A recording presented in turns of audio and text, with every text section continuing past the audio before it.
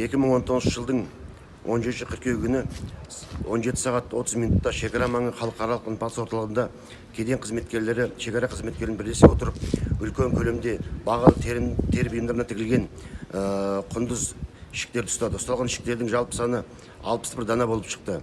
Алдын ала есептеулер бойынша кедендік құны 12 миллион 140 мың теңгені, ал мемлекетке төлеуге тиісті кедендік төлемді салықтардың құны 2 миллион 900 мың теңгені құрады.